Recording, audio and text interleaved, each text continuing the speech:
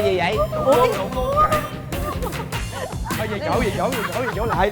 Ê, sao mình tứ tán hết trơn vậy? Ông Hoàng Hạnh Phúc và chương trình Thiên đường ẩm thực mùa thứ 2 xin chào mừng quý vị. Kính thưa quý vị, chương trình Thiên đường ẩm thực của đài truyền hình Thành phố Hồ Chí Minh phối hợp với công ty truyền thông và giải trí Điền Quân thực hiện với sự tài trợ của công ty cổ phần bột thực phẩm Tài Ký, nhãn hàng Tài Ký Food. Và ngày hôm nay chúng ta chào đón hai đội chơi vô cùng xinh xắn và dễ thương, và để xem có độ khùng đến mức nào. Sẵn sàng chưa? Sẵn sàng. Chương trình ẩm thực của chúng ta là chương trình nói về ăn uống, không chào mời những người quá ký, nó cũng không tốt cho sức khỏe lắm. Bây giờ nhường cho Hải Yến giới thiệu trước về đội của mình đi. Rồi, Hải Yến xin giới thiệu. Bây giờ đội của Hải Yến đến với chương trình ngày hôm nay có tên là Muôn Mặt. Bởi vì lý do là các thành viên trong đội chả có ai nhẹ cân cả. Có bên này là Phương Anh. Có bên này là Adam Hoàng Anh. Đội tên là gì? Muôn Mặt. Muôn Mập. Muôn trong chữ đen đấy anh. Đội mập đen. Nói vậy cho nó dễ hiểu đi. Ôi, muôn mập đi, mập đen tương xấu à. Giống như con mèo muôn gì? Dạ, đúng rồi đó. Không phải con mèo đâu. Không, con mèo cũng mèo. Mèo nào trên thế giới vậy? Anh đừng có nói em lên cào ấy nha. Con mèo trên thế giới mà to nhất là nó chỉ bằng cái bắp chuối của em thôi. Có lần nào gặp anh cũng bị vậy hết trơn á. Bây giờ xin mời Khanh giới thiệu. Xin chào, hôm nay Kali sẽ cùng chơi với Bạch Công Khanh và Thanh Duy. Bên kia là Muôn Mập đúng không? Dạ. Bên đây bên kia Muôn thì bên đây phải trắng chứ. Đây là trắng nõn nè. Đội trắng hơn nè, đúng thiệt, bên đây trắng hơn nhiều. Bên đây được cái là trắng nè, trẻ nè, đẹp nè. Tự nhiên khen nhiều quá không biết có ý đồ gì không trời. Bây giờ là ông Hoàng Hạnh Phúc mê Bạch Công Khanh rồi. Không phải. Cái này mình nói chính xác nè. Ông trời ông luôn công bằng. Khi mà bắt Phương Anh phải mập như thế là cho lại Phương Anh cái giọng hát quá hay. Bây giờ hỏi Phương Anh nè, đã có bạn trai chưa? Dạ chưa. Đó, ông trời luôn công bằng. Ông cho bằng giọng hát hay, bắt buộc bạn phải sống cô đơn suốt đời. Kỳ vậy? Cái này là em phải có phản bác ngay, tức là gì? Âm nhạc hay là bất cứ cái gì nó phải cần có thời gian, nó phải có trải nghiệm. Em tưởng chị không ế là chị ế muốn chết vậy? Lừa mãi. Sao tự nhiên Lừa mãi, trời ơi lừa mãi mà lấy được một tấm chồng nên là giữ suốt từng đấy năm đâu có dám bỏ đâu. Đấy, bỏ thôi cái giờ lấy ai, không lẽ lấy ông Hoàng à?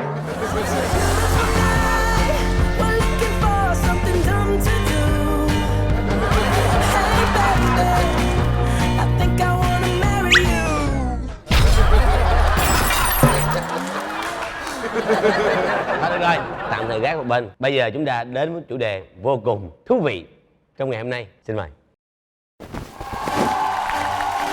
Chủ đề của chúng ta là những món ăn dành cho thai kỳ. Wow.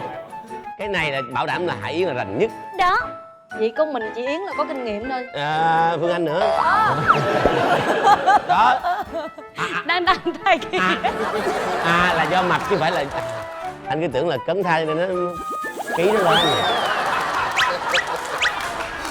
Chúng ta sẽ được thưởng thức những món ăn về tốt cho những người phụ nữ thai kỳ. Đúng rồi. Thì anh nghĩ là Bạch Công Khanh nên ăn nhiều một chút. Câu này cấn quá. Không phải. Không hiểu. Ăn nhiều để chi? Để mình hiểu rồi mình biết cái công thức, rồi mình biết cái tiêu chuẩn nào là tốt để về mình nói lại cho người thân mình hiểu. Thường là thai kỳ là chồng mập hơn vợ. Vợ ăn hết bỏ chồng ăn luôn. Đó, đúng rồi đó. Mình là vậy á, tôi nói vậy á. Đó, cho nên giờ Kylie phải tập học đi là vừa.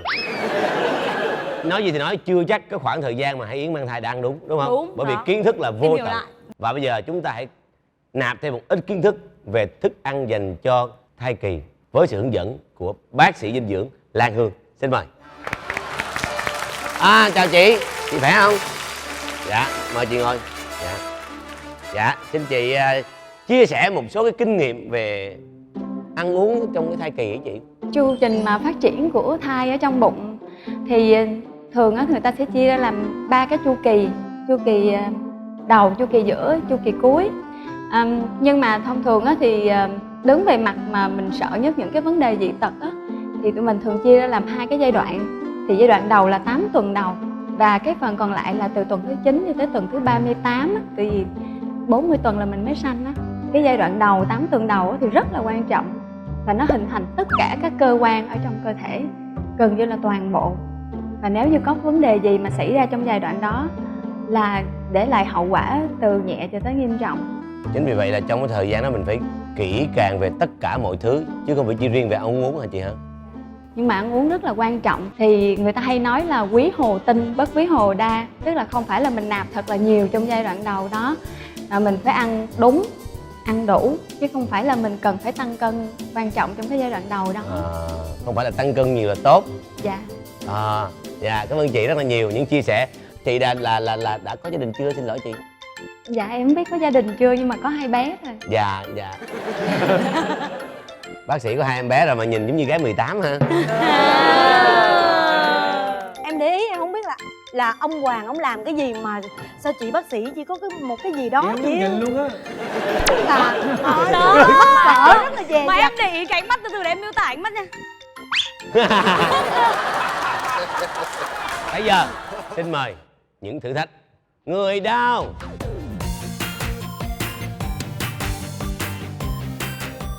Và đây sẽ là câu hỏi. Các bạn sẽ chọn đáp án, mỗi người chọn một đáp án. Sau đó bác sĩ sẽ là người đưa ra đáp án nào là đáp án đúng. Nếu thành viên nào trong đội đó có đáp án đúng sẽ là người được bước vào đại tiệc. Để chuẩn bị cho một thai kỳ khỏe mạnh, phụ nữ nên bổ sung bằng thuốc dưỡng chất nào sau đây trước khi bước vào thai kỳ? A. Vitamin A giúp các tế bào thai nhi sinh sản, tăng trưởng và biệt hóa. B. Axit folic giúp giảm thiểu nguy cơ khuyết tật ống thần kinh ở trẻ sơ sinh. C. Canxi dưỡng chất quan trọng trong việc tạo xương ở thai nhi. D. Sắt chất dinh dưỡng quan trọng cho quá trình tạo máu. E. Vitamin D có tác dụng trong việc hấp thu và sử dụng canxi. F. Iốt nguyên liệu tổng hợp nội tiết tố tuyến giáp. Bây giờ được Ly lên chọn hả? Chọn đi, mỗi người chọn một cái. Ủa tại sao ta được chọn có một cái vậy? Ủa sao bên kia chọn tới 2 cái vậy? Hai vợ chồng ta mỗi người cái.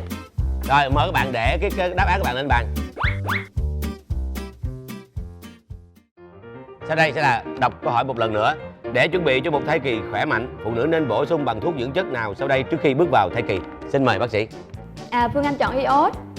Iốt là một cái chất rất là quan trọng, mặc dù là nhu cầu không có nhiều lắm, nhưng mà iốt Rồi hiểu đó, nhu cầu không có nhiều lắm là hiểu rồi. rất là quan trọng. Iốt Quan nó trọng sẽ mà giúp không cho cần thiết đâu. mọi cái tế bào hoạt động và giúp trong cái việc biệt hóa tế bào thần kinh. Cho nên một người mẹ mà nếu thiếu iốt thì bé có thể là sẽ bị chậm phát triển, có thể là bị thai lưu và cũng có thể là sanh non. Vì vậy mà bổ sung iốt trong thai kỳ rất là cần thiết. Dạ. Hương bước qua tới cái phần Sắt. của chất sắt. Khi mà bạn có thai thì chắc chắn là bác sĩ sẽ kêu bạn là phải uống sắt, đúng không? Và uống cho tới lúc khi nào mà bạn sau sanh 1 tháng. Sắt rất là cần thiết, tại vì là đa số phụ nữ là có kỳ hàng tháng á, cho nên là sẽ bị mất chất sắt. Và những cái khuyến cáo hiện nay là chúng ta nên sử dụng chất sắt 16 tuần trong 1 năm để mà bổ sung chất sắt cho các phụ nữ trong độ tuổi mang thai. Ủa chị, ví dụ như tụi em Dạ. là đàn ông thì có cần uống sắt không? Dạ có không ạ? Nhưng mà là nhu cầu nó sẽ không có nghiêm ngặt bằng phụ nữ. Dạ. Bạn chọn vitamin A. Vitamin A rất là cần. Bởi vì á, là trong 8 tuần đầu, tức là giống như mình xây một cái công ty vậy đó, thì mình sẽ phải phân ra phòng này phòng kia. Thì vitamin A nó sẽ cần cho cái việc là quy định cái khu này sẽ là khu mắt, khu mũi, khu tai, rồi khu não. Tuy nhiên là khi mà bổ sung vitamin A bằng đường uống á, mà đối với phụ nữ có thai á, là phải cực kỳ thận trọng, bởi vì cái liều cao sẽ gây ra quái thai. Axit folic là cái chất mà Chất axit đó. dạ đúng rồi, dạ axit có tên là axit folic. Giỏi quá, giỏi quá. Dạ, axit folic á rất là cần cho một cái thai kỳ, mà đặc biệt á là trong giai đoạn đầu. Thì trong đó cái não là việc được hình thành đầu tiên nhất, bắt đầu từ tuần thứ 3 cho tới kết thúc cái tuần thứ 3, là tương đương với cái việc mà bà mẹ sẽ mang thai khoảng là 5 tuần. Thời điểm đó là mẹ mới trải kinh có 1 tuần và mẹ thường không có biết, cho nên đó là thường mẹ không có để ý tới cái việc bổ sung axit folic này. Vì vậy mà người ta khuyến cáo là nên bổ sung axit folic 3 tháng trước khi có thai. Nếu như không có axit folic mà thiếu nặng á, thì cái não của bé không có được hình thành, có thể là vô não, mà có thể là trong cái quá trình việc đóng. Ông Hoàng lại có ý kiến.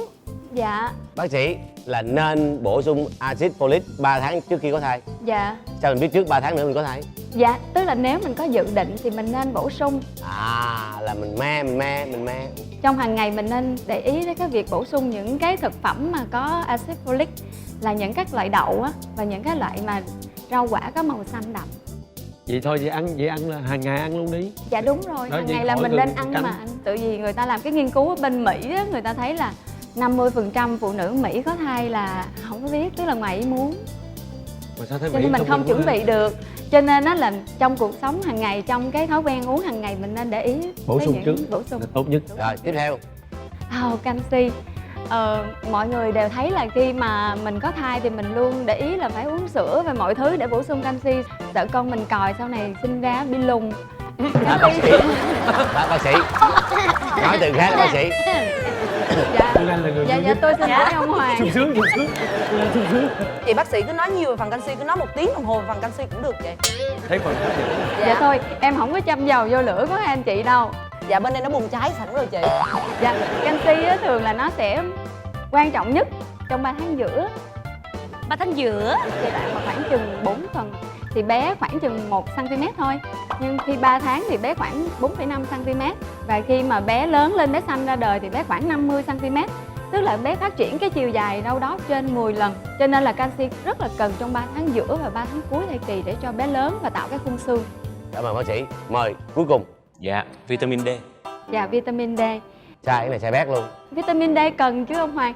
Tự vì là vitamin D cần cho việc hấp thu và sử dụng canxi. Cần lắm không? Cần lắm không? Mình uống sữa mà mình không có Không hấp vitamin thụ D được. thì đâu hấp Đúng thu rồi. được. Cái này là hấp thụ rồi. Cần chứ. Nhưng vitamin D thông thường á là trong cái thực phẩm bình thường của mình không có nhiều. Nhưng mà người ta nói rằng là hấp thụ vitamin D ở trong ăn uống chỉ là 20% thôi. 80% còn lại là nhờ ánh nắng. Dạ. Anh Hoàng này anh Hoàng giỏi vậy anh Hoàng. Trời trời, đừng giỡn. Vậy đó là Anh ấy bị thiếu hấp thụ nên đâm ra anh ấy nghiên cứu Dạ. kỹ để lần sau con cháu anh ấy về sau là sẽ không giống anh ấy. Dạ thôi để em nói để cho anh Hoàng rút kinh nghiệm cho thế hệ sau. Đấy, anh Hoàng rút kinh nghiệm. Đây là tiêu. Dạ 80% của vitamin D thì hấp thu chủ yếu là từ ánh sáng mặt trời. Dạ. Cho nên người ta vẫn hay khuyên là mình nên tắm nắng mỗi ngày. Tôi đã nói qua về 6 cái chất mà chúng ta có thể bổ sung bằng đường ăn uống và đường thuốc. Tất cả các chất ở đây thì chất nào cũng cần thiết hết. Nhưng mà đa phần em thấy người ta để mà bổ sung thuốc trước là người ta hay nghĩ đến là axit folic. 7 sai bét. Mời bác sĩ cho đáp án chính xác. Kali có vẻ là có kinh nghiệm trong cái việc chuẩn bị rồi đó. Đáp án là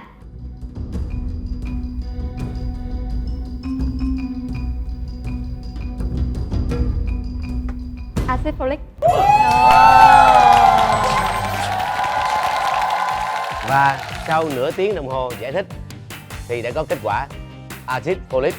Cảm ơn bác sĩ đã đem đến những cái thông tin bổ ích. Bây giờ những món ăn là gì? Chúng ta cùng xem video clip, sau đó bước vào đại tiệc luôn. Xin chúc mừng đội của Thanh Duy.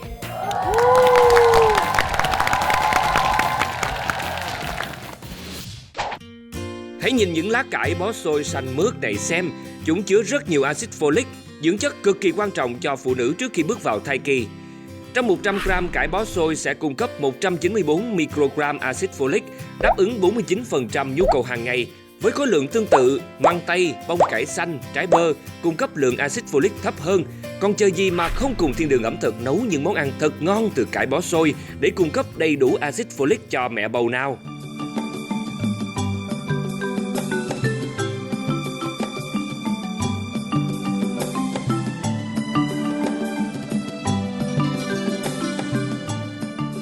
Đầu tiên là một món cuộn vô cùng hấp dẫn. Trước hết, cắt nấm thành những miếng nhỏ như thế này. Tiếp theo cho cải bó xôi chần sơ qua nước sôi, rồi cho nhanh vào nước đá để giữ màu xanh đậm của cải. Kế đến bóp thật nhẹ lá cải cho ráo, nhớ thêm tiêu xay và nêm nếm gia vị cho cải bó xôi nhé. Chao ôi, nhìn miếng ức gà đã lóc xương này xem, hấp dẫn quá. Cải bó xôi lên mặt lớp gà, cuộn tròn đều thật chắc tay. Lăn thêm vài lần cho cuốn gà có tạo hình đẹp nhé. Bây giờ thì đem cuộn gà đi luộc thôi. Chà, nhìn vui mắt chưa kìa. À, còn phần nước sốt nữa chứ. Phi hành tím thật thơm rồi cho nấm vào xào chín. Thêm ít gừng cắt sợi cho thơm nào. Thêm nước dùng và làm sánh bằng bột năng là xong phần sốt. Ôi trời, cuộn gà đã chín hấp dẫn nên thế sao? Đã vậy còn rưới nước sốt nấm lên trên thì đặc sắc biết mấy. Thêm cái ngọt nhẹ của cải bó xôi nữa thì mấy ai có thể từ chối món ngon này. Tiếp theo là một món ăn vô cùng đẹp mắt và lạ miệng. Đầu tiên cùng xay cải bó xôi với đá viên cho nhuyễn nhé. Tiếp theo cho gạo vào xào sơ. rồi thêm phần cải đã xay vào. Chà chà, thì ra đây là bí quyết để có phần cơm màu xanh xanh và thơm nồng mùi cải bó xôi đây mà. Bây giờ thì lăn sò điệp qua bột rồi cho vào áp chảo. Ôi, cồi sò điệp to thế kia thì chắc ngon lắm đây. Vậy là cơm cải bó xôi đã chín. Thứ tưởng tượng món cơm nóng hổi có màu xanh bắt mắt mà đi cùng cái ngọt chắc của sò điệp thì còn gì bằng. Thêm một chút sốt cà ri vàng thơm ăn cùng nữa, quả thật là tuyệt vời. Hãy nhìn những miếng phi lê cá hồi tươi hồng này xem, bạn đã đủ thèm chảy nước miếng chưa? Đầu tiên cắt cá hồi thành 2 khối vừa vặn như thế này. Tiếp theo phi thơm hành tím rồi cho cải bó xôi đã chần sơ vào xào nhẹ. Bây giờ thì đặt phần cải bó xôi lên bột ngàn lớp như thế này đây. Cuộn bốt thật chặt rồi quét trứng gà lên nhé. Sau đó đem bánh cuộn này đi nướng thôi. Bây giờ thì cắt cuộn bánh ra nào. Bất ngờ chưa? Chào ơi, nhìn miếng cá vẫn còn hồng mà ẩm thế kia. Cắn vào lớp vỏ bánh giòn tan, cảm nhận lớp cải bó xôi ngọt nhẹ ở giữa. Thêm cái bèo béo đậm vị đặc trưng của cá hồi. Tôi cá là đến thực khách khó tính nhất cũng phải lòng món ăn này.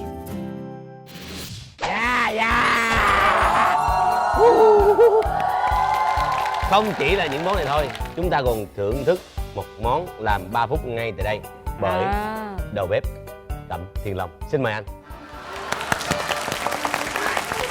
Làm tại đây luôn hả? Làm tại luôn chứ sao? Đầu tiên thì chúng ta ăn cái bánh này. Ăn đi đợi gì nữa, trời ơi. Ăn chung. Dạ không được đâu. Nè trời ơi. Cái đội này có tự trọng nè. Trời ơi, Này chấm thêm sốt được. Trời ơi, chấm, nghĩ sao mà chấm nè. cái vỏ bánh á mềm, thơm, dẻo. Cái cá bùi, cái rau thì nó có cái chất xơ á. Chưa ăn mà cái mùi thơm á ha. Nó rất là mềm, rất là tốt. Có mùi thơm đúng không? Dạ. Để cắn cái cho em coi nè. Từ sáng đến giờ không được ăn là sao? Sáng giờ không được ăn.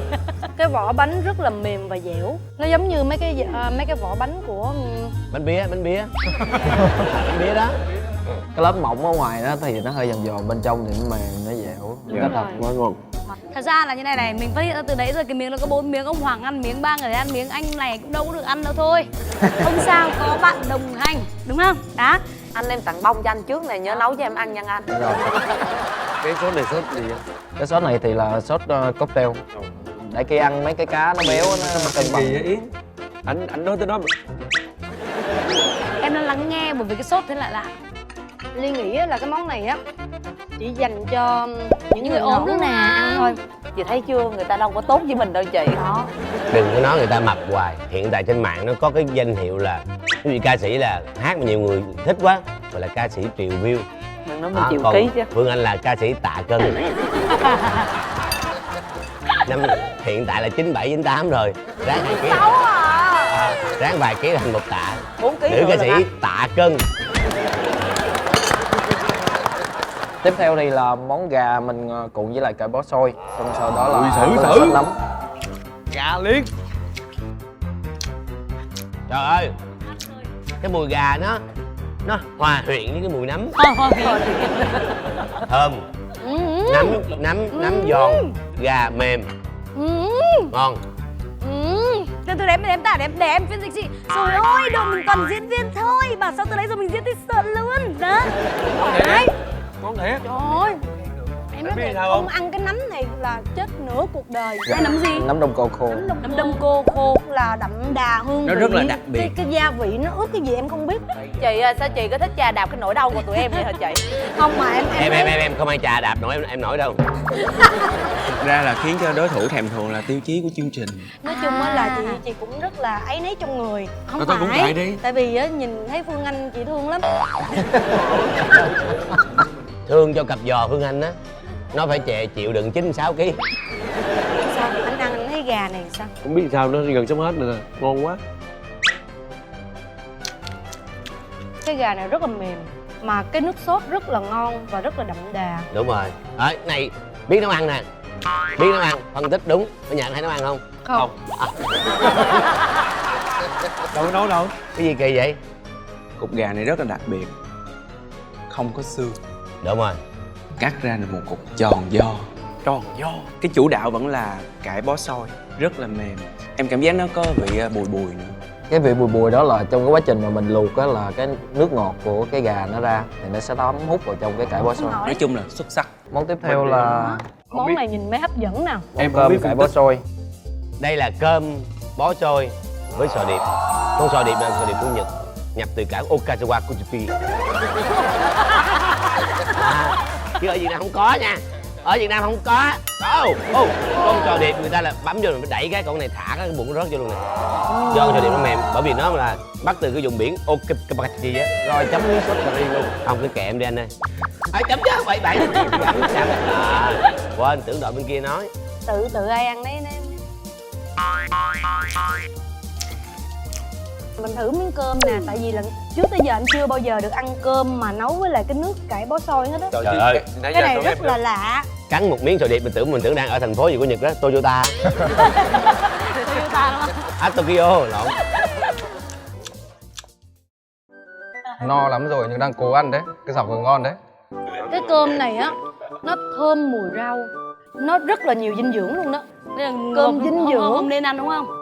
phải nên ăn. Mình ăn cơm thường là mình hay nấu với lại nước gà hay gì, chưa bao giờ nghĩ ra nấu cơm với nước rau. Chưa bao giờ mà ăn một cái loại cơm mà nó ngon như vậy, cộng thêm với cái vị béo của cà ri. Đúng. Tóm lại là quá ngon. Em nhìn vô em chỉ thích cái củ cà rốt của anh thôi. Củ cà rốt baby. Nhìn nè, nhìn con đó nè, Trời ơi. nhỏ hơn cái ngón út của Phương Anh nữa. Sò đẹp Owasaki gì đó. Toyota, yeah. Nó vừa dai mà nó rất là ngọt. Ngày hôm nay mình làm món gì 3 phút anh? Món 3 phút của mình là sinh tố, hạt ốc chó. Cái hạt ốc chó này thì nó cũng là một trong những cái rất tốt cho thai kỳ. Trong cái hạt ốc chó nó có chất gọi là ALA, mà cái chất đó khi vào cơ thể sẽ chuyển thành DHA, là rất là tốt cho sự thông minh, phát triển trí não. Anh rất cần em đỡ phụ không? Em đỡ phụ là lỡ em té rồi sao anh đỡ nổi em? Ở đây thì chúng ta có chuẩn bị chuối. Cái này là maple syrup làm từ lá phong. Lá phong, cái lá mà màu đỏ đỏ mà mình hay nhìn thấy Canada đẹp đẹp đúng không anh? Canada. Canada đấy. Tiếp theo là hạt ốc chó, cái nguyên liệu chính. Và cuối cùng là cái cũng là syrup mà của hạt hồ đào. Chúng ta cho sữa vào đây. Sữa tươi. Sữa tươi. Wow. Béo lắm đây. Nhìn mặt Phương Anh căng thẳng á. Mặt Phương Anh căng thẳng gì? Em lo lắng là nó đổ ra xung quanh thôi. Trời ơi, mấy người ta chế tạo mà sao mà đỡ được. Nó là còn chuyên nghiệp pro em thấy không? Anh ơi, cái này trên bàn chỉ có 5 ly thôi nhưng mà em dùng chén em vẫn uống được như thường. Em ơi, có lòng tự trọng chút đi em. Trời ơi, em sao. nhìn là em biết rằng là không có bao giờ mà 5 cái ly này mà hết cái chỗ nước đấy hết á. Nên là thôi, mình có lòng tự trọng. Không, mình có lòng tự trọng trên truyền hình, còn tỉa xuống nó sẽ là của mình, làm gì mà em nóng vội. Phương Anh, từ từ bình tĩnh đi. Không, em thích vội liền ngay lập tức là gì? Ăn xong còn được tráng miệng. Thơm. Nó thơm nhất là cái mùi chuối. Còn mình nhai ốc chó nó Với béo. lại cái mùi ốc. Trời ơi, anh cái đầu bếp anh tốt quá, từ đấy đến giờ không lên tiếng. Mỗi khi mà lên tiếng anh đầu bếp bạn cái lén đi Phương Anh, bởi vì biết sao đó. em biết là anh có tình cảm với em từ lúc mà em tặng bông cho anh á, anh đã siêu lòng trước sắc đẹp của em rồi chị Trời ơi. ơi, anh đi rót không anh đi đưa cho Phương Anh, đằng sau lưng anh đã lén đi Phương Anh. Chỉ mơ phút ban đầu con tim em sôi bời khi thấy anh em biết em đã yêu. Chỉ 10 phút ban đầu ánh mắt ấy khẽ nhìn hãy nói với em anh chưa thuộc về em. Đừng có dại dột. Đã từng vác bao gạo 100 kg chưa? Không, mình phải chuẩn bị cho mùa đông anh. Mình chuẩn bị cho mùa đông. Ý là gấu ngủ đông. Ba anh nói cái gì vậy? Mà Ngon không? Ngon. Trời, cái đó chỉ là vòng 1 thôi, vòng 2 còn giữ nữa. béo mà rất là bổ. Này uống đẹp da vậy lắm á, anh Nhật Cường hay uống này nè.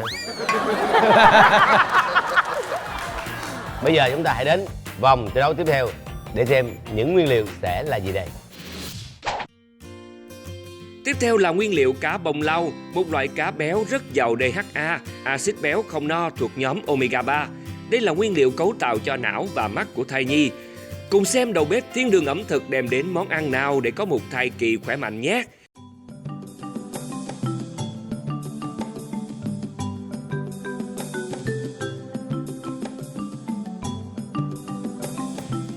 Hãy bắt đầu thực đơn cá bồng lau với một món kho nào.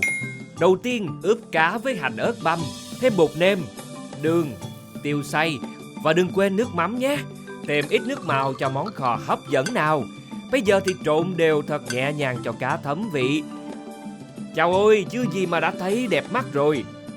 Tiếp theo phi hành ớt băm cho thơm, rồi thả dứa vào xào đều cho vàng mắt. Còn chờ gì mà không thả cá bông lau vào nào. Bạn nhớ đừng quên nước sốt ướp nhé. Khi cá săn lại thì thêm chút nước, rồi kho với lửa riu riu cho tới khi cá chín mềm là hoàn tất. Món cá bông lau kho dứa với thịt cá chắc ngọt mà béo nhẹ, thêm cái thơm nồng của dứa thì còn gì bằng. Gắp miếng cá với ít rau thơm, chấm vào nước kho rồi ăn nóng, một cảm giác thật tuyệt vời.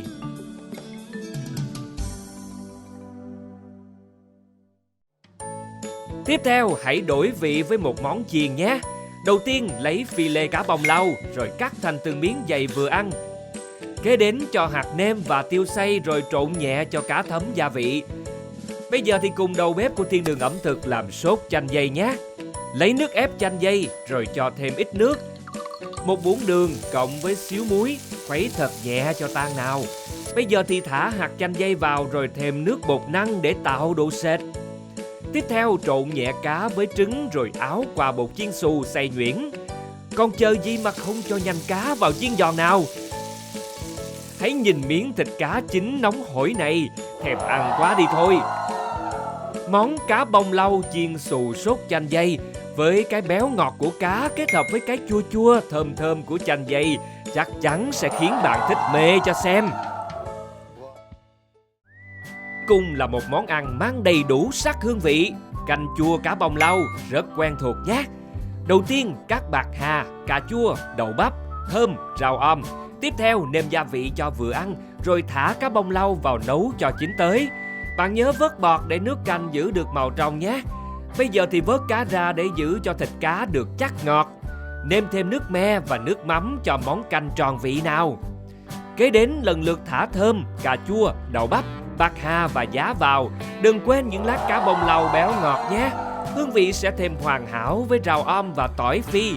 Món canh chua cá bông lau thơm nồng, ăn kèm với bún tươi, cảm nhận tất cả hương vị lan tỏa trong miệng. Một món ăn đơn giản mà gói trọn cả tinh hoa của ẩm thực Việt.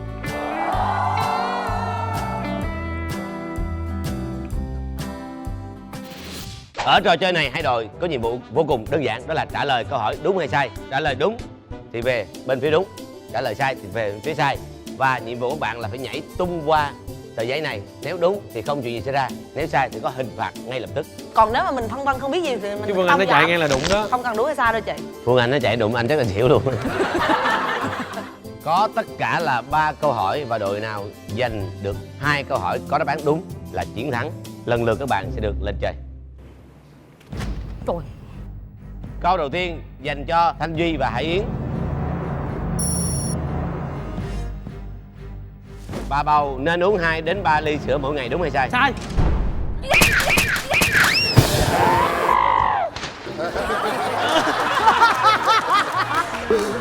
Trời ơi chị ơi, chị lăn gì mà lăn dữ vậy? Ủa bên kia không trả lời mà.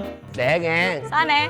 Hải Yến đã gặp thảm gai, điều đó chứng tỏ là hình phạt có nghĩa là sai rồi. Yeah. Ủa vậy hả? Vậy là mình đúng. Anh ơi tông cái nữa anh. Bà bầu nên uống từ 2 đến 3 ly sữa mỗi ngày để cung cấp lượng canxi cần thiết cho cơ thể. Mình nhớ là 1-2 ly nhỉ? Bởi vì trong thời gian này Ngày 2 hoặc 3 ly. nhu cầu sử dụng canxi rất là cao. 1-0 nghiêng về đội Thanh Duy. Bây giờ là lượt của Kali và Phương Anh. Câu này rất đơn giản. Phụ nữ mang thai nên ăn gấp đôi, đúng hay sai?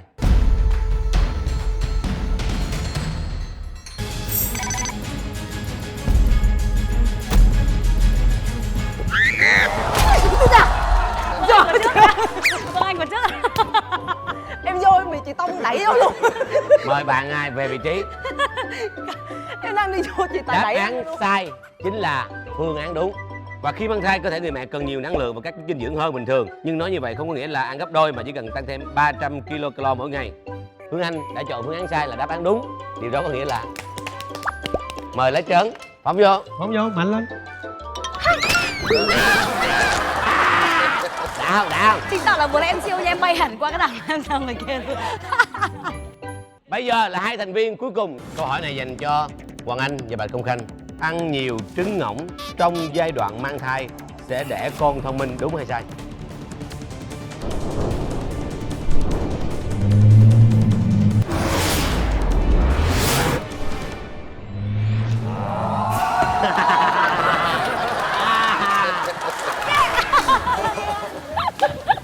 Sao Bạch Công Khanh kỳ Xin vậy? mời em. Em là người ra sau cùng đúng không? Hả? Có nghĩa là ảnh vô sau ảnh đè lên em. Em ra đây đi, em đừng nói gì hết trơn á. Kính thưa quý vị, thực ra trứng ngỗng cũng như trứng vịt, trứng gà mà thôi, ăn nhiều quá thì nó cũng không tốt. Bây giờ mời bạn lấy trơn. Nhảy thật mạnh và thật cao Trời, đừng vào. nhảy 2 lần sướng quá còn gì nữa. Trời ơi, Lý Tử Long phải không? Như kiểu đó. Quay một vòng đúng không? Chà, đau lắm nha. Vừa lòng chưa? Vừa lòng rồi. Và bây giờ đội bước vào đại tiệc, đó chính là những cô gái chân dài.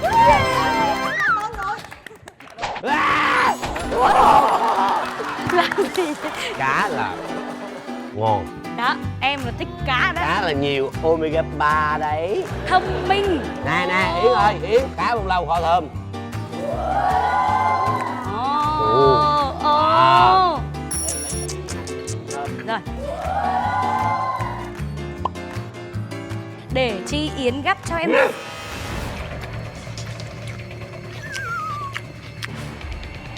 Yeah. Nóng quá nó không nổi. Ba biểu. cái nước thơm nó ứa ra, nó thấm vô cá, nó hòa quyện. Lại em.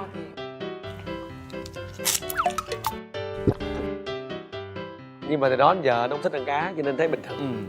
Sao? Cá vừa mềm, vừa béo, thơm, hơi có một ít vị hạt tiêu hơi Đúng cay rồi, cay đấy. đấy.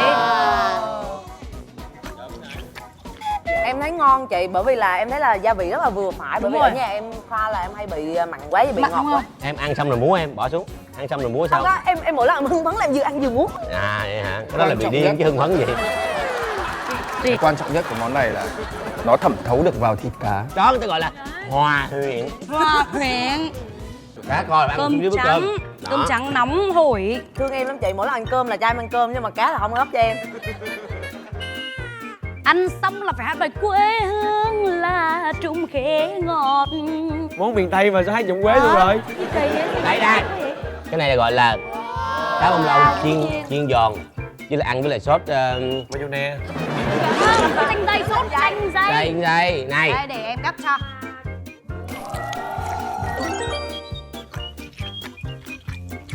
À, Ngon quá cô. Ôi, ôi ngon lắm đúng không anh? wonderful. Ôi rồi, wonderful. Cái cá này á phải là chiên muối xả nó mới ngon. Không, Cái đó là những cái món bình thường, còn Đúng. đây là cái món trong chương trình Thiên Đường ẩm thực. Không có ở bất cứ nơi đâu, không có ở bất cứ nơi đâu. Nhớ gì đó giùm, nhớ gì đó giùm. Thèm mình xin ta miếng đi kìa, cho miếng đi. Mình có lòng tự trọng. cái này muốn ăn Không hả? đâu chị, món này nhiều em có thể Chị tra ơi, được. mình nên giữ im lặng.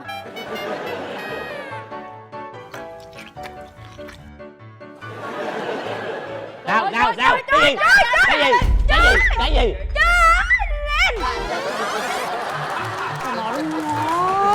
Ngon sao? Cái nước sốt nó ngọt mà nó không có vị chua nha. Ngấm vào. Nó có vị thơm của chanh dây. Ngọt, nó béo mà nó kiểu nhỏ giọt. Em món này tăng cân lắm đó. Ai nói ăn cá tăng cân? Đúng. Không, nhưng mà nó có ngọt Bạn quá học. quá. Đúng. Ủa không bỏ này vô hả? Lẩu mà. Kệ người ta đi. Trời ơi, mắc cười quá à. Thật ra mình cứ ăn thôi, quan trọng gì đâu. Anh nhỉ, ai nói kệ người ta chứ. Đừng nói sao nhau cho Cho tâm hồn đau đau khổ. khổ mà hãy ăn đi cho cái già nó Đây. vui. Đây. Ngon nhất ở cái miếng cá này khi có chanh dây vào là lửa chuẩn. Miếng cá nó thơm, Đúng rồi. ngậy. Em là người miền Tây. Ô kệ em chứ, trời ơi, miền Tây kệ em chứ, trời ơi. Ôi, miền Tây kệ em chứ. Nhưng mà thật sự nói với Hoàng là cái món này em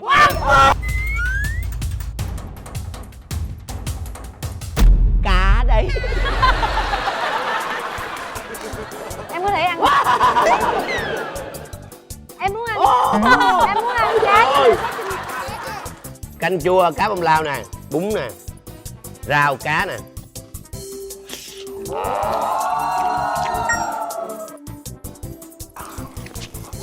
Nóng quá, Hoàng ơi, ăn nhanh đi.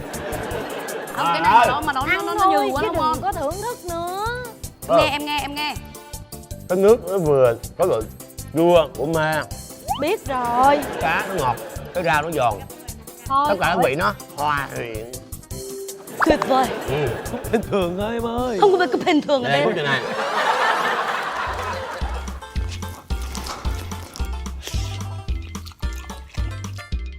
Ngon không? Em thấy là cái này nếu mà ở miền Tây thì người ta hay nấu là bị ngọt quá, Đúng. nhưng mà ở đây thì không ngọt quá, Đúng. chua vừa phải luôn. Đúng. Tất cả mọi thứ đều vừa phải Đúng. và ăn với bún thì là tuyệt vời. Đúng rồi. Đúng rồi. Đúng không? Đúng Đúng rồi. rồi. Đây, đây múc cho. Đây Thôi đi, múc cho. để em múc, em múc Đây, rồi. đấy, đấy.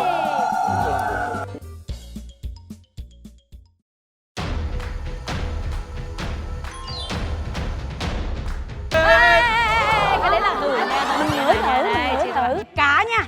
Nói về cá nha, là cái món mà em thích số 1 đó. Nó là hàng đầu đó. Nói về cá nha, là cái sự lựa chọn không bao giờ anh chọn cái gì. Ăn cá nó rất nhiều omega 3, Đúng, thông minh. omega 6, rất là tốt, rất là Đúng rồi, thông sáng minh, mắt, đúng có không? nhiều DHA nữa, À. rất là thông minh. Bởi vậy mấy người không ăn cá nhiều hay thua. Rồi, trong cá có rất nhiều canxi nữa, tạo khung xương.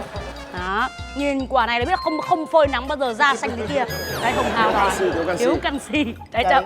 Nếu mà tạo khung xương thì bên mình em chắc em chị thua rồi quá. Đây mà tạo lớp bì mỡ. Rau, cá, dứa, ngọt tự nhiên. Và tất cả nó thấm đều vào nhau, người ta gọi là Thấm đều. hòa quyện Lên luôn. rồi. Nói chung là hai đội, mỗi đội thắng một vòng rồi đúng không? Bây giờ chúng ta tới với vòng thứ 3 để xem nguyên liệu là gì và đội nào là đội bước vào đại tiệc.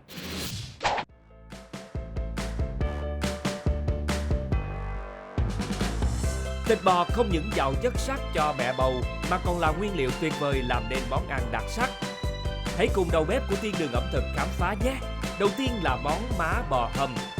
Chao ôi, hấp dẫn chưa kìa. Hãy lạng bớt phần mỡ của miếng bò nhé. Tiếp theo, cắt cà rốt thành khoanh dày, cắt khúc hành ba rô, cắt đôi hành tây nhí và tỏi nướng. Bây giờ thì ướp má bò với ít muối và tiêu rồi cho vào áp chảo. Thịt bắt đầu săn lại thì trở cho vàng đều hai mặt nhé. Ôi, nhìn miếng bò xem, tôi cá là bạn không thể cầm lòng rồi đúng không? Tiếp theo cho tất cả rau củ đã chuẩn bị vào xào nhẹ nào. Đừng quên thêm sốt cà chua để có màu đẹp mắt nhé. Bật mí đây, lá cỏ xạ hương này sẽ khiến cho món bò của bạn thơm nức mũi cho xem. Bây giờ thì cho nước dùng bò vào hầm thôi. Đừng quên cho phần má bò đã áp chảo vào hầm cho thật mềm nhé. Món má bò ăn kèm với bánh cơm chiên vàng mặt, rưới nước sốt hầm lên trên, thêm chút thơm nhẹ của mỡ hành, chắc chắn sẽ khiến bạn thích mê cho xem.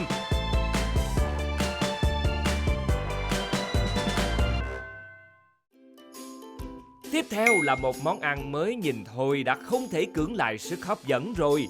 Ta-da! Chờ xem món tủy bò đút lò có đủ sức thuyết phục bạn không nhé.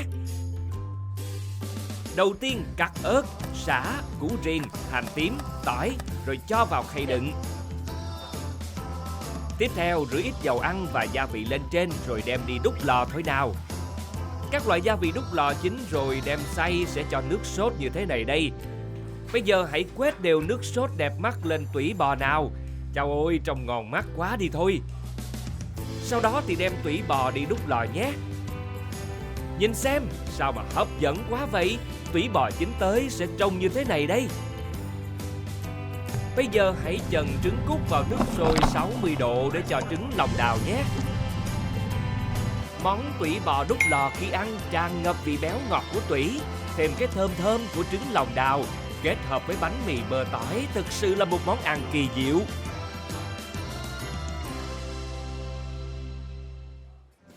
Anh chàng đầu bếp vui tính sẽ mang đến món gì tiếp theo đây? Hãy chờ xem. Đầu tiên phải ướp bò cho thật ngon đã nhé. Chỉ với chút muối và tiêu thôi là đủ rồi. Cùng đem thăn bò đi nướng thôi. Nhớ thêm ít dầu để miếng thịt không bị khô nhé. Trở thịt cho vàng đều hai mặt nào.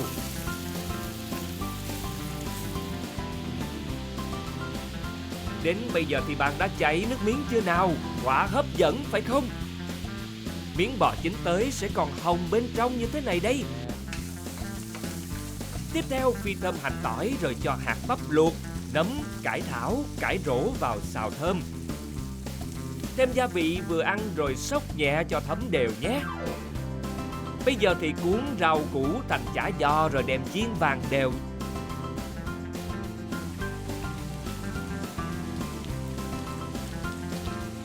Tiếp theo là phần sốt trứng với lá thơm đây. Nhớ cho thêm nước mắm tỏi ớt để có hương vị đặc biệt lạ miệng. Còn chờ gì mà không rưới sốt trứng lên thang ngoại bò nướng nào. Miếng bò được nướng thơm mềm, kết hợp với chả giò rau củ có vị ngọt tự nhiên. Khi ăn sẽ cho bạn một cảm giác lần lần khó tả. Quá mê ly luôn. Cuối cùng, hãy hoàn tất thực đơn thịt bò với một món ăn vô cùng độc đáo nhé. Đầu tiên, cắt thịt bò thành những lát dày vừa phải rồi đem xay nhuyễn nào. Bây giờ hãy cùng tạo hình thành những miếng bánh thịt bò xinh xắn như thế này đây. Tiếp theo, cho ít muối vào nước sôi rồi thêm vài giọt dầu ăn vào. Trụng sơ rồi vớt nhanh ra. Sau đó cho mì vào khuôn như thế này rồi áp chảo sao cho thật vàng mặt. Tiếp theo cho mayonnaise, dầu lá chanh sắc sợi vào trộn đều để làm sốt. Bây giờ thì nêm một ít muối và tiêu cho bánh thịt rồi đem nướng thôi. Nhìn xem, bánh thịt đang dần săn lại kìa, quá sức quyến rũ luôn. Rưới sốt mayonnaise thơm lừng mùi chanh lên thịt bò, đậy nắp burger mì trứng lại rồi thưởng thức, cảm nhận tất cả hương vị thơm ngon nhất lan tỏa trong miệng. Còn có cảm giác nào ngất ngây hơn? Nãy giờ mình chơi trò chơi là mình chơi về kiến thức rồi. Bây giờ mình chơi vận động rất đơn giản. Ví dụ bò nhúng giấm, bò lúc lắc, gần làm theo hơn. Ví dụ nè, 2, 3, bò nhúng giấm, bò lúc lắc. Hiểu chưa? Dễ không? Thấy em là không đều rồi đó. Được chưa? Rồi, hai đội cùng làm nha. Đội nào sai nhiều hơn coi thua. Rồi, sẵn sàng chưa? Rồi. Bò nhúng giấm, bò lúc lắc. Rồi chưa? Rồi. Bò nhúng lắc. Cái gì? Nhúng lắc. Rồi. Bò lắc nhúng lắc. Cài bét. Lắc nhúng này, đúng không? Nhúng lắc này, đúng rồi đó. Lắc nhúng. Anh, đây ca sĩ vũ đạo hơi tốt. Bây giờ cử từng người đi, 3 người làm không quản lý kịp. Rồi, chuẩn bị chưa? Bò xúc xích. Có. Không có đúng không? Thử thôi. Bò lắc nhúng lắc. Lắc nhúng lắc. Không bạn. Nghe không nghe kỹ. Ủa sao ta nghe? Tưởng xà lách cái gì á. 1-0, không biết. 1-0. Cảm ơn anh. Người thứ hai lên đi.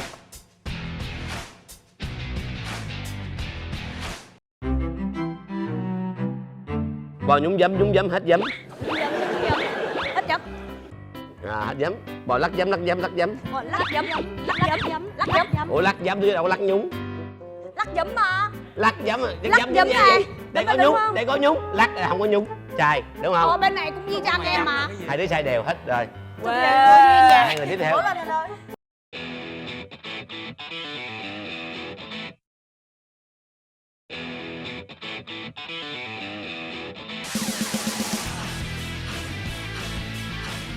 Bò nhúng lúc.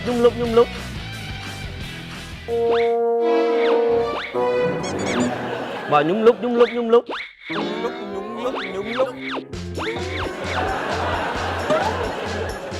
Ủa nhúng lúc chứ phải nhúng lắc. Nhúng rồi không có lúc. Lúc không có động tác. Đâu có động tác. Chỉ có nhồi thôi. Lắc chỉ có nhạc thôi. Bên đây nhúng luôn hả? Bên đây nhúng luôn đây. Nhúng mình lúc. Có lắc mà. Quay lại đi. Bò nhúng lúc.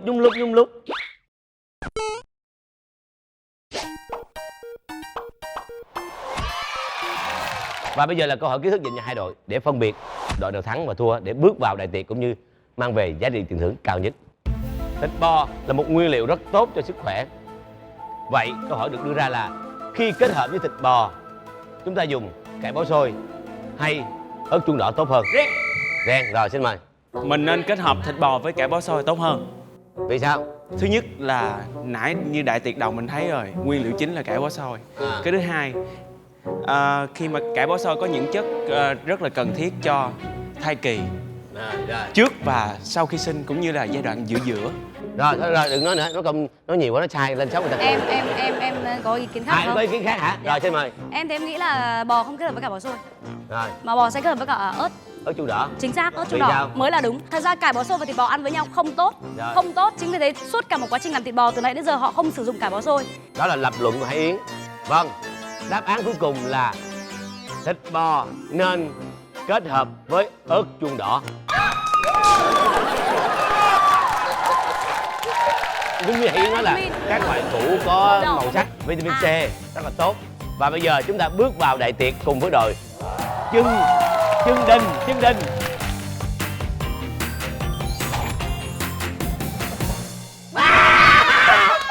Vô liền. Tự ăn Bò mềm, hâm mát, mềm. Đây để em. Quý vị Ôi. Tự nó ra luôn á chị. Đây để em mời anh, Đó. cái vị nó mềm mà nó thơm, nó béo. Quyện của một cái mùi gì mà nó rất khó tả. Có mùi ngon á. Cái mùi lá gì hồi nãy xanh xanh á. Cỏ xạ hương, em nhớ rồi. Cỏ xạ hương đúng Lá không? cỏ xạ hương. Sao? Xin lỗi anh nhưng mà nó siêu ngon anh à. Siêu ngon. Em không còn từ nào có thể diễn tả được anh ơi. Thường là mình ăn cái miếng thăn bò là rất dễ bị dai, nhưng mà ở đây nó mềm tới mức độ mà em chưa bao giờ mình đi ăn ra ngoài hàng mà mình thấy mình cứ một cái miếng bò nào mà mình có cái cảm giác mình không phải dùng lực nhiều thế.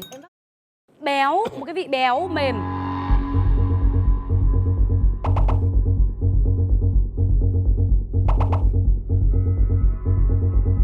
Căng thẳng quá, ăn đoạn mà căng thẳng quá. Tan luôn trong miệng.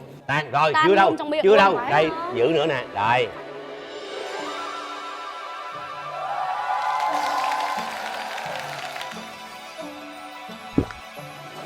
Nè.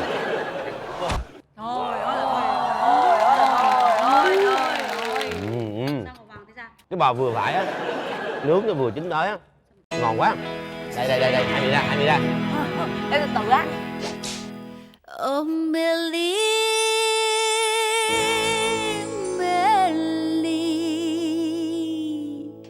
oh Melly đời ta. Tiếng hiển nào? Sao có cái cuộc đời lại có những món ăn ngon này được nhỉ? Chị ơi, đôi khi mình cũng không nên tin người. Nói chung mình ăn thử mình mới biết.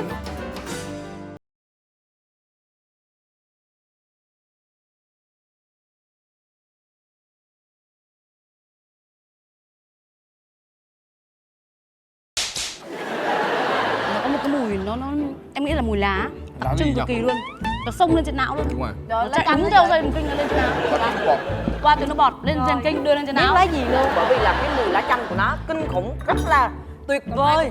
Rồi, bây giờ món tiếp theo. Đây. Món này món má con bò đúng không? Chà. Wow. Mềm quá. Nó giống như là Ôi là mềm á. bông gòn vậy á. Mới tan cái chị, bông gòn nó tan. Mai thử đi.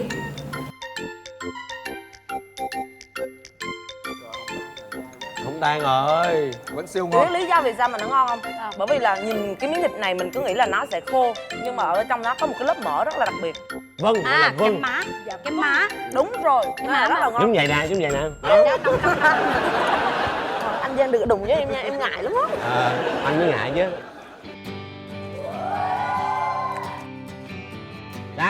Sao?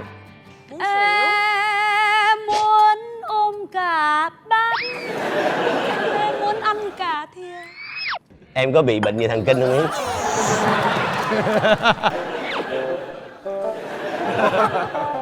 Không sao hết á. Nhờ vậy mà lúc nãy vòng vừa rồi đội em mới thắng đó chứ. Đó, anh nhưng mà em. cái tỉnh là không thắng được đâu. Người ta là phải đúng nơi, đúng lúc, đúng chỗ, đúng thời điểm. Xong.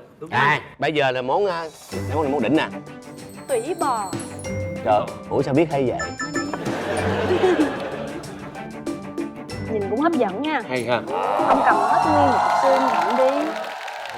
Cái ăn cái món này là phải múa trước khi ăn là phải múa. Cuốn em Đúng trôi rồi. đi vào ai, để em cháy lên cùng anh đến tận cùng.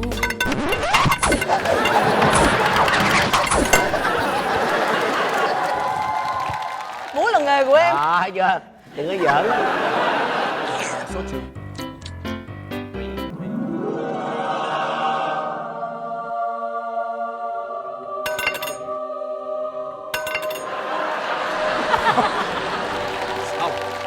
Tùng báo kéo về ông bay mất. Đang ăn thịt bò nhìn quá. Ủa, thịt heo. Ngon quá.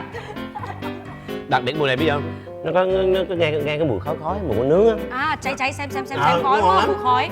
Ngon lắm, còn cái tỉ thì béo ngậy. Đây. Cái này là em ăn bò lẫn trứng luôn, bởi vì em thấy là dầm cho cái trứng nó bể ra rồi cho nó lẫn trong bò này đúng không?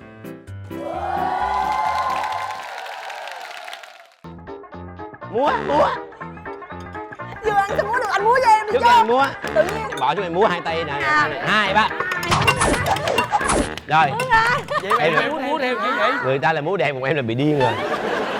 Ăn đi. Vương Anh, há mồm. Đây là bánh mì. Em thử nói đi. Thơm ha. Thơm.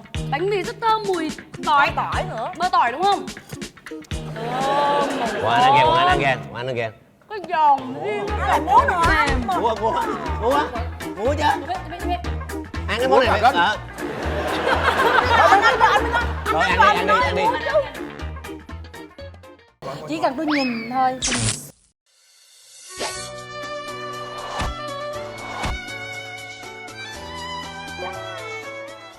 Đó. Thấy chưa?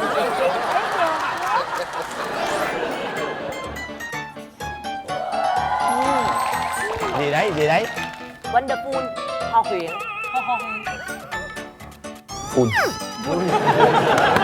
Ngắn gọn nha. Hoa Huyền. Vừa ngon vừa vui, niềm vui đến nỗi buồn ào ạt. Không có gì phải buồn hết, không có gì phải buồn hết. Mình luôn lạc quan. Trời ơi, giải thưởng lớn mà bị mất. Và ngay bây giờ chúng ta sẽ đến với phần bánh Việt. Mở đầu chuyên mục bánh Việt tuần này là một món bánh dân dã nhưng lại ngon vô cùng. Đổ bột bánh bèo vào tô, hòa cùng với nước ấm và khuấy đều. Thêm ít dầu ăn rồi cho bột nghỉ khoảng 30 phút. Tôm tươi đã bóc vỏ đem đi xay nhuyễn. Cho vào chảo, thêm nước ép cà rốt rồi đảo đều. Chà, như vậy sẽ tăng thêm chất ngọt tự nhiên cho nhân tôm và có màu đẹp mắt. Bây giờ thì cho da heo khô vào chiên cho thật giòn phồng nào. Tiếp theo cho phần bột bánh bèo vào chén rồi đem đi hấp. Bánh bèo nóng sẽ tự phồng rồi xẹp xuống tạo thành hình xoáy như thế này đây. Rắc ít hành lên bánh. Cho nhân tôm vào giữa, chan chút nước mắm. Ôi thôi, sao bạn có thể chối từ được cơ chứ? Vị mềm nhẹ của bột bánh bèo hòa cùng với vị ngọt thơm của tôm, ăn kèm với da heo giòn giòn. Tất cả hòa quyện tạo nên hương vị đặc trưng riêng của bánh bèo xứ Huế. Tiếp theo là một món bánh mềm mịn vô cùng đẹp mắt. Chờ xem là bánh gì nào. Tách riêng lòng đỏ và lòng trắng trứng. Vắt chanh vào phần lòng trắng rồi dùng máy đánh đều. Cho đường xay vào đánh chung cho đến khi đặt chóp mềm.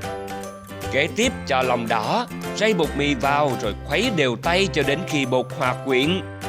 Thêm dầu và sữa tươi để giúp bánh không bị dính vào khuôn và thêm phần thơm béo.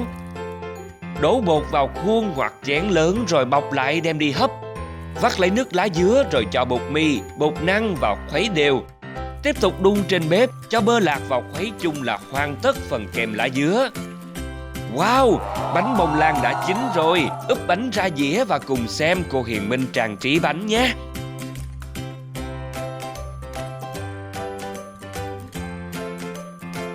Cuối cùng rắc dừa nạo lên mặt bánh là hoàn tất. Cắn một miếng bánh bông lan phủ kèm lá dứa, bạn sẽ cảm nhận được vị bèo béo của dừa, thêm chút ngọt thơm của lá dứa cùng trứng và sữa tươi thì không thể chê vào đâu được. Bánh Việt đã sẵn sàng, cùng thưởng thức thôi nào. Và bây giờ là phần bánh Việt sẽ có hai loại bánh, bánh bông lan lá dứa và bánh bèo. người đâu? Chị Bảy Bạc Liêu. Cảm ơn chị Bảy Bạc Liêu. Bánh bèo. Rồi, cô Ba Đồng Tháp, cảm ơn cô. Bánh bông lan lá dứa. Rồi. Wow. Bánh bèo hấp.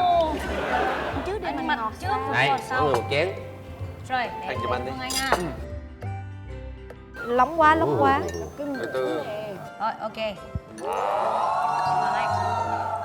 Cái bột nó mềm vừa phải. Cái tôm cháy nó thơm. Ngon. Món này là món khoái khẩu của tôi đấy.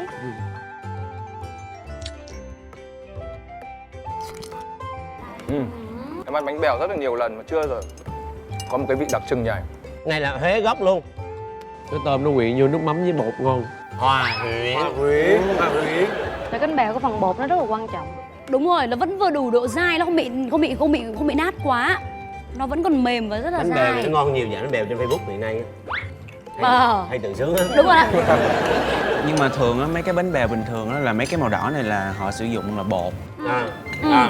Còn cái này đặc biệt bánh bèo Huế là tôm. Nếu mà mọi người để ý, nếu mà ăn bánh bèo mà nguội á là nó sẽ dai, nhưng bánh bèo nóng thì nó sẽ không bao giờ nó dai hết.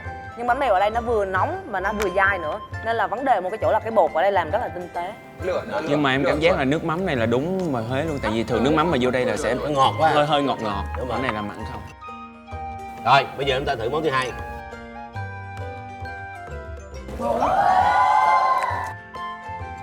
Em nhìn cái cách dắt là em biết ông Hoàng khéo tay vô cùng rồi. Đều cực kỳ luôn mà lẹ. Sao vậy? Khéo tay cực kỳ luôn. Rất là thơm luôn á. Thơm mà nó lại không có bị ngọt quá.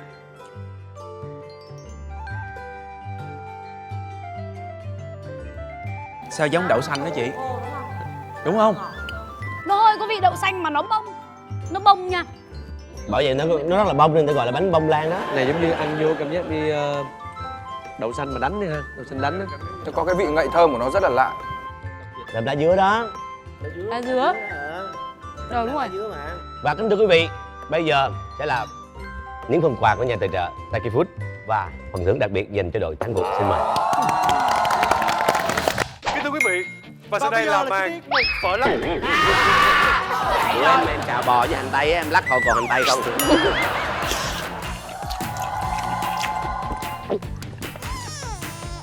Sao nhìn dữ vậy? Ăn thôi mà. Nhìn miệng. Thắng làm vua, thua làm giặc. Nói chung cái người được trên người ta đẹp trai, giỏi giang lắm. Anh thì thường ưu ái con gái lắm.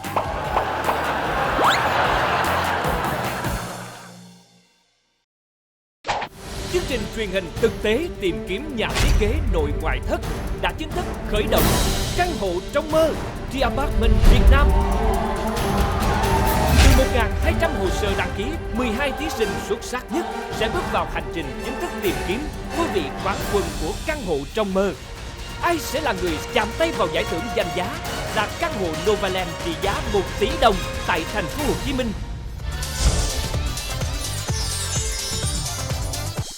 Kính thưa quý vị, bây giờ sẽ là sự xuất hiện của đại diện nhà tài trợ cô Hiền Minh, chuyên gia ẩm thực và gọi là nghệ nhân làm cái bánh hồi nãy cho mình ăn đó. Đây, xin mời cô. Và bây giờ là phần quà của nhà tài trợ. Xin mời.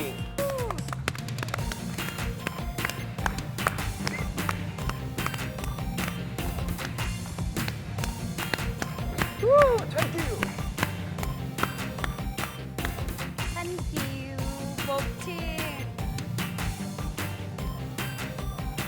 Và đây là 10 triệu đồng tiền thưởng dành cho đội chiến thắng.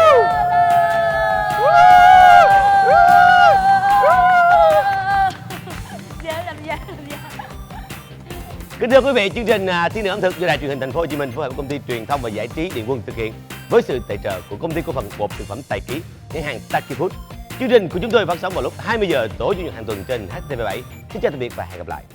Nào cùng khám phá kênh chế biến món ngon thiệt ngon. Nào cùng mau xem game show thử thách vui thiệt vui. Nào là thịt nướng hải sản với lẩu siêu đã luôn. Đội nào chiến thắng thì ăn hết luôn nào. Đội tôi chiến thắng, đội tôi chiến thắng. Bạn phải nhìn đôi suốt cả chương trình đây. Và chẳng phải xem kiến thức của ai hay thật hay. Chỉ một đội thắng thưởng thức hết món ngon thiệt ngon. Thiên đường ẩm thực ông Hoàng hạnh phúc.